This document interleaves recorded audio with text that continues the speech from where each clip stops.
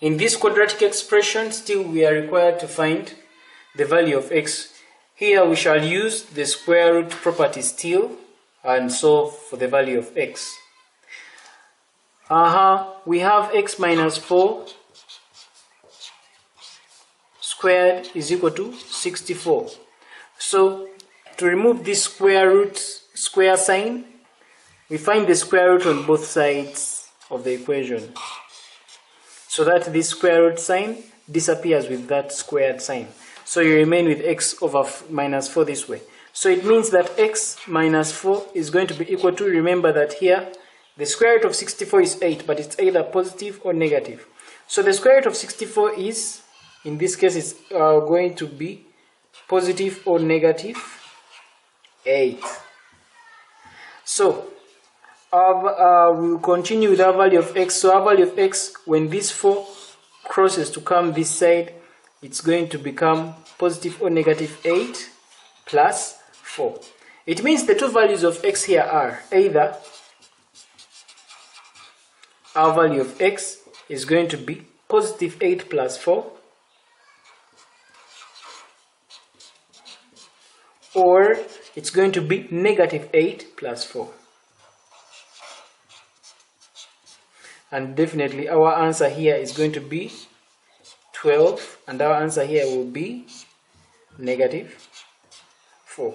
So those are our four values. Those are our two values of x. X is either this or that.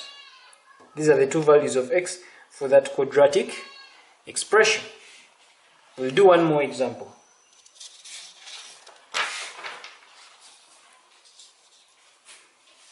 We have this x minus 3 in bracket squared minus 15 is equal to 0. Still, we are going to rearrange it.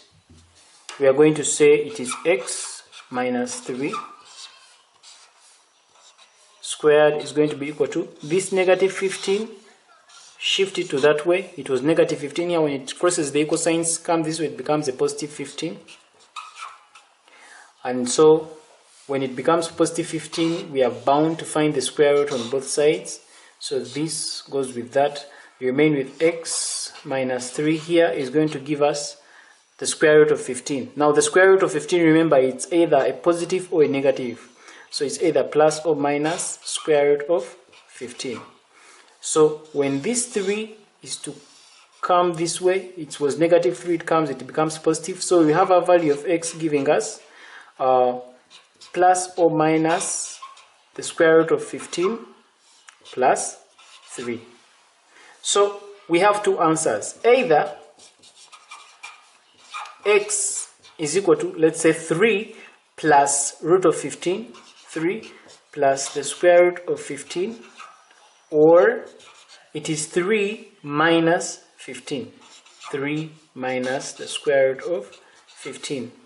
And definitely our two answers, these are our, you can go ahead and simplify them, or you can just stop here. And these are your answers for that. In our next video, we shall be dealing with completing squares, where we shall be applying some of these. Thanks for tuning in. This brings us to the end of this video. If you want more of these videos, just subscribe to this channel. This is Arnold Rangakuramia on behalf of Kisembo Academy.